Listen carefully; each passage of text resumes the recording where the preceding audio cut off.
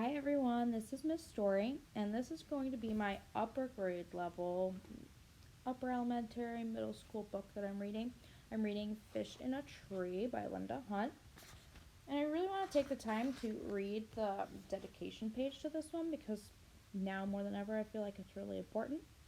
So, for teachers who see the child before the student, who remind us that we all have special gifts to offer the world, who foster the importance of standing out rather than fitting in, and for kids who find their grit to conquer life's challenges no matter what those challenges may be. You all are heroes, and this book is for you. I thought that was really important in the times that we're in. So, my first clip is going to be of me reading chapter 1 through 4. So, let's start. Chapter 1 In Trouble Again. It's always there, like the ground underneath my feet. Well, Allie, are you going to write or aren't you? Mrs. Hall asks. If my teacher were mean, it would be easier. Come on, she says. I know you can do it. What if I told you that I was going to climb a tree using only my teeth? Would you say that I could do it then? Oliver laughs, throwing himself on his desk like it's a fumbled football. Shay groans. Allie, why can't you just act normal for once? Near her, Albert, a bulky kid who's worn the same thing every day, a dark t-shirt that reads Flint, sits up straight, like he's waiting for the firecracker to go off. Mrs. Hall sighs. Come on now. I'm only asking for one page describing yourself. I can't think of anything worse than having to describe myself. I'd rather write about something more positive, like throwing up at your own birthday party. It's important, she says. It's so your new teacher can get to know you. I know that, and it's exactly why I don't want to do it. Teachers are like machines that take quarters for bouncy balls. You know what you're you know what you're going to get, yet you don't know too. And, she says, all that doodling of yours, Allie, if you weren't drawing all the time, your work might be done. Please put it away.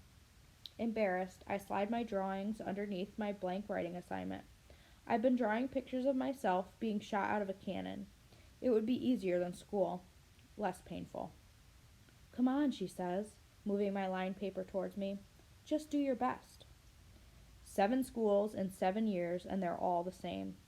Whenever I do my best, they tell me I don't try hard enough. Too messy, careless spelling, annoyed that the same word is spelled different ways on the same page. And the headaches. I always get headaches from looking at the brightness of dark letters on white pages for too long. Mrs. Hall clears her throat. The rest of the class is getting tired of me again. Chairs slide, loud sighs. Maybe they think I can't hear their words. Freak, dumb, loser.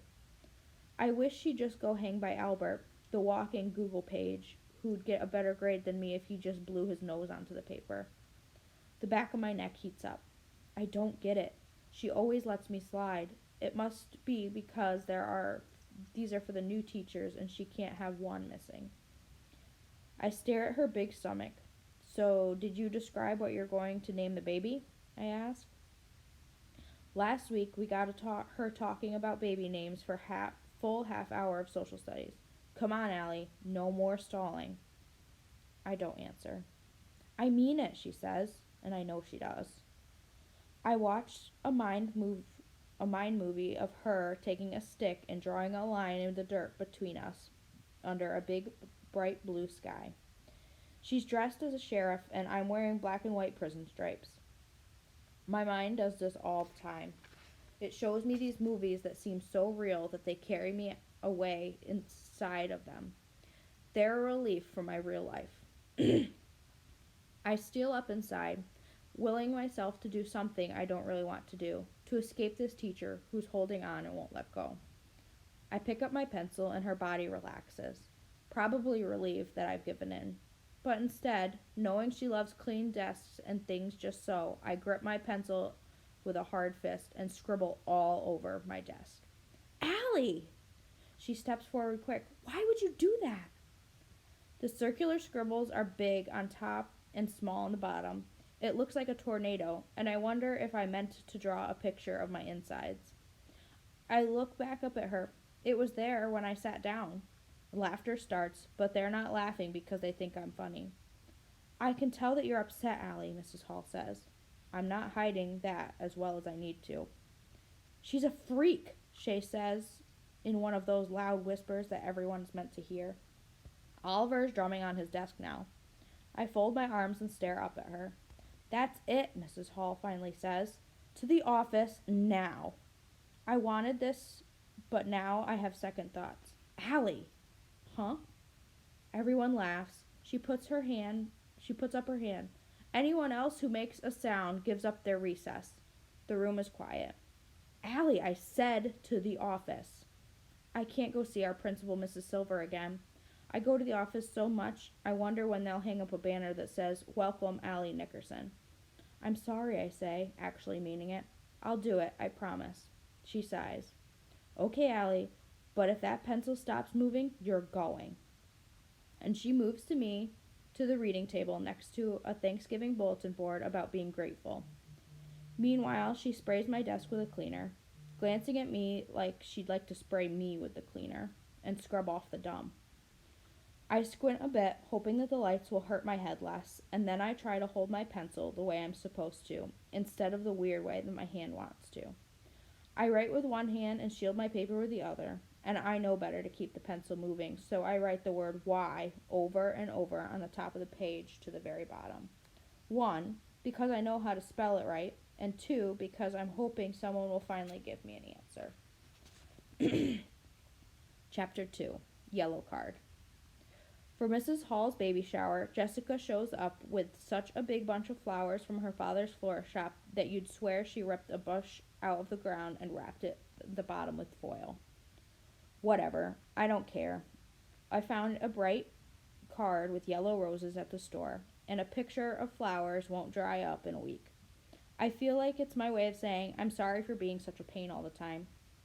Max gives his present to Mrs. Hall. He leans back in his chair with his hands clasped behind his head as she opens it. He gives her diapers, and I think he hoped to get a reaction from her and seems disappointed when she's happy. Max likes attention. He also likes parties. Just about every day he asks Mrs. Hall for a party, and today he's finally getting one. When Mrs. Hall slides my card out of the envelope, she doesn't read it aloud like all of the others. She hesitates, and I know that she must really love it. And I feel proud, which isn't something I feel very much. Mrs. Silver leans over to look, and I figure I might finally get a compliment for once, but instead, her eyebrows bunch up and she motions towards the door. Shay has gotten up to look. She laughs and says, The world gets dumber every time Allie Nickerson speaks. Shay, sit down, Mrs. Hall says, but she's too late. You can't make people unhear something, and I should just be used to this, but it still takes a piece out of me every time. As Shay and Jessica laugh, I remember how we dressed up as our favorite book characters for Halloween last week. I came as Alice in Wonderland from the book my grandpa reads to me a ton of times. Shay and her shadow Jessica called me Alice in Blunderland all day. Keisha steps up to Shay and says, Why don't you mind your own business for once? I like Keisha. She isn't afraid, and I'm afraid of so much. Shay turns, looking like she's ready to swat a fly. Like, that's your business? She asks her. That's right, it's not my business, as much it is yours as it is mine, she replies. Shay lets out a small gasp. Stop talking to me. Stop being mean, Keisha replies, leaning forward. Max folds his arms and leans forward across the desk. Yes, there's going to be a fight, he says. There isn't going to be a fight, Mrs. Hall says. Suki is holding one of her small wooden blocks. She has a collection of them that she keeps in a box. I've seen her take one out when she gets nervous, so she must be nervous now. Shay glares at Keisha. Keisha is new this year, and I'm surprised she said something. Everyone is all riled up, and I don't even know how this all happened. While Mrs. Hall tells them both to cool off and points out to Max that it's foolish to root for a fight, Mrs. Silver waves me towards the door. What the heck is going on? Once we're out in the hallway, I can tell by Mrs. Silver's face that it's going to be another one of those times when I have to say I'm sorry or explain why I've done something. The thing is, I have no idea why I'm even in trouble this time. I stuff my hands in my pocket to keep them from doing something I'll regret. I wish I could put them in my mouth in there too. I just don't get it, Allie, she says. You've done other things that have been inappropriate, but this just, well, it's different. It's not like you. It figures. I do something nice, and she says that it isn't like me. And I can't understand how buying a card is bad. Allie, if you're looking for attention, this isn't the way to do it, Mrs. Silver says. She has that wrong. I need attention like a fish needs a snorkel. The door swings all the way open, hitting the lockers, and Oliver springs from the room. Allie, he says, I think you gave her the card to tell her sorry that she has to leave us to go to have some dumb baby. She probably feels really sad, and I feel sorry for her too. What is he talking about? Oliver, is there a reason that you need to be out here? Mrs. Silver asks. Yeah, I was going to the boys' room. Yeah, that's it. And he runs off. Can I just go? I blurt out, feeling like the job of just standing here is something that I can't do for another second. She shakes her head a bit as she speaks. I just don't get it. Why in the world would you give a pregnant woman a sympathy card? Sympathy card? I think. I think some more. I then remember. My mom sends those to people, to someone who, when they love, dies. My stomach churns, wondering what Mrs. Hall must have thought. You do know what a sympathy card is, Allie, don't you? I should deny it now, but I nod because I don't want to have to hear Mrs. Silver explain it, and besides, she'll think that I'm even dumber than I am, if that's possible. Then why would you do such a thing? I stand tall, but everything inside me shrinks. The thing is, I feel really bad. I mean, I felt terrible when the neighbor's dog died, never mind if a baby had died. I just didn't know it was a sad card like that. All I could see were bright yellow flowers, and all I could imagine was how happy it was going to make her. But there are piles of reasons I can't tell the absolute truth. Not to her, not to anyone. No matter how many times I have prayed and worked and hoped, reading for me is still just like trying to make sense of a can of alphabet soup that has been dumped on a plate. I just don't know how other people can do it. Chapter 3. Never up to me. Leaning against the wall in the hallway, I stay quiet. Some kids walk by, reminding me that I'm in 6th grade, the highest grade in the school, but I feel like a baby. Allie, do you have anything to say? Mrs. Silver asks. I'm afraid to open my mouth because sometimes things just come out that get me in trouble. Finally, she suggests we go to her office. I sit in the principal's office, staring out the window, silent. I wonder what it would be like to be able to relax at school and not have to worry every second of every minute. I wish I had my sketchbook of impossible things. It's the only thing that makes me feel like I'm not a waste of space. And I like to watch the pictures in my head become real in my book. My recent favorite is a snowman that works in a furnace factory. And then I decide that the craziest, strangest, and most unbelievable thing I could ever draw is me doing something right. Mrs. Silver's sigh brings me back to reality. Between last year and this year, you've been here for less than 5 months, Allie, and you've been to visit me far too much. You need to make some changes, she says. I sit silently. It's up to you. It's not up to me. It's never been up to me. Mrs. Silver's talking in the back is like background noise, like the radio in the car. I don't have any words to explain. It was a mistake, and I'm ashamed, and I don't feel like sharing that with her. And she takes a deep breath. Did you think it would be funny? I shake my head. Did you want to hurt her? I look up quick. No, I wouldn't hurt her. And I wonder what I've wondered before. Should I just tell her? It's like my chair is over a trap door and there's a button to drop myself. I want to, but I'm afraid. And I look at her, looking at me in disappointment again, and I think that there's no use. They already think I'm a pain, so why add dumb to their list? It's not like they can help anyways. How can you cure dumb? And so I look out the window again, remind my mouth to keep shut. I've learned from 7 different schools I've been to, it's better to stay quiet. Never argue unless you really have to. And I realize that both of my hands have curled into a tight fist, and Mrs. Silver is looking at them. She sits down in the chair next to me. Allie, sometimes it seems that you just want to get in trouble. She leans forward a bit. Do you? And I shake my head. Come on, Allie, tell me what's going on and let me help you.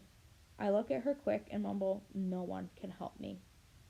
That's not true. Will you let me try? She points to a poster on the wall. Can you read that for me, please? She says, out loud. The poster shows two hands reaching for each other. Great. Probably some sappy saying about friends or sticking together or whatever. I don't even have any friends. Come on, Allie. Read it for me, please. The letters on the poster look like black beetles marching across the wall. I could probably figure out most of them, but I'd need a lot of time, and when I'm nervous, I forget. My brain goes blank like an Etch-a-Sketch turned upside down and shaken, gray and empty. Well, what does it say? She asks again. I don't need to read it to you. I get it. I say, trying to bluff, staring in her dead eyes.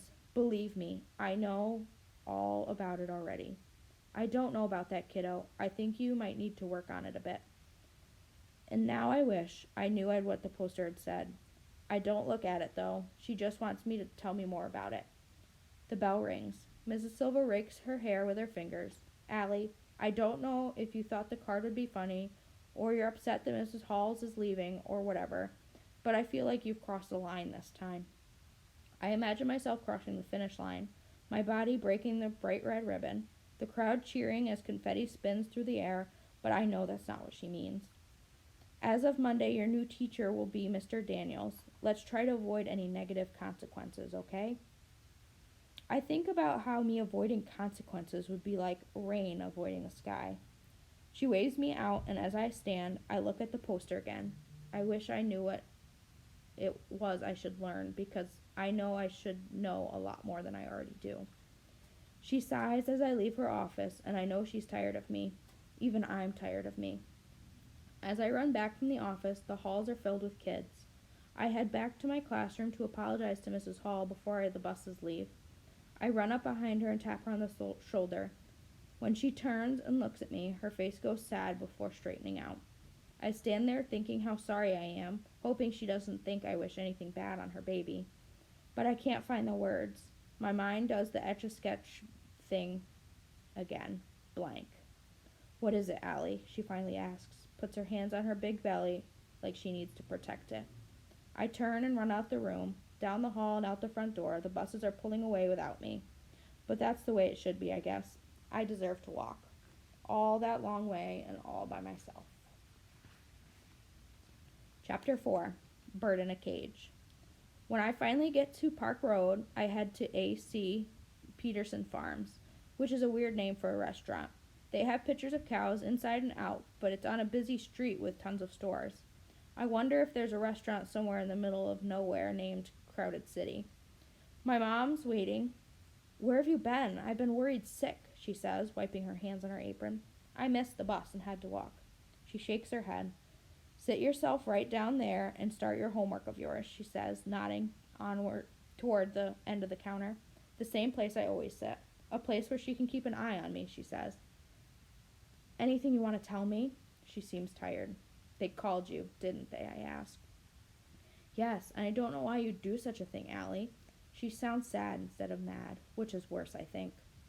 There's a full tray of glass sundae dishes filled with bright-colored ice cream, strawberry, pistachio, black raspberry, pink, green, and purple. I like the colors next to each other and wonder what kind of impossible things I can draw about ice cream. Maybe melting rivers with it. And a man with a cone-shaped head sitting on a banana split dish, rowing with a spoon. Allie, are you listening? Oh, sorry, I mumble, pushing off the floor with my foot to spin on the pedestal stool. I just don't know what to say anymore. My mom's boss looks at her over his glasses. She drops to a whisper. Just do your homework. We'll talk about it at home. And please, no spinning on that stool. I'm sorry, I am. I really thought Mrs. Hall would like the card. How can that be? She says as she picks up the tray of ice cream and moves away. I pull out a book and open it, and the letters squiggle and dance. How are other people able to read letters that move? So instead, I stare at the stream liquid dripping from the coffee pot and start thinking of steaming volcanoes and dinosaurs standing around drinking coffee, staring up at the giant meteor soaring through the air, commenting on how pretty it is. And I think about how lucky they were that they never had to go to school. I grab a napkin and begin drawing on them for my sketchbook of impossible things. Soon, my mom's brown and white checkered apron is in front of me. I look up. I swear I didn't know it was a card for dead people. It's a sympathy card, she says, and it's for people who miss the person that has died, not for the dead people. Well, don't you think a dead person deserves a card more than anyone? And she laughs. She leans her elbow on the counter and lifts her other arm to put her hand on her face. It's warm, and I'm so relieved that she isn't mad at me. You're funny, you know that? Then she pulls over the napkin with the dinosaurs holding coffee cups. What is this? It's just an idea I have for my sketchbook of impossible things. She stares in awe. Your grandpa knew you were talented, and he was so proud of you, how hard you were working on your art, and he would have loved that you named your sketchbook after Alice in Wonderland. He had so much fun sharing that book with you. She looks up at me, just like he shared it with me when I was young. Alice in Wonderland, a book about living in a world where nothing makes perfect sense to me. I miss Grandpa, I say, 3 words that hold sadness like a tree holds leaves. Me too, sweetheart. I miss how he'd move from place to place with us whenever Dad got stationed somewhere new or deployed. It's weird to think he doesn't know that we've moved again. She taps the end of my nose. I don't know, sweetheart. I think he knows. And just then, voices I recognize come through the glass doors. It's Shay and Jessica. When I turn around, Shay says, "Well, look who's here. It's Allie Nickerson." And they know my mom works here and have seen me here before, so I figured it's not a coincidence that they're here. "Allie," Shay says, "you never came back to class. We were worried about you." What a joke that is.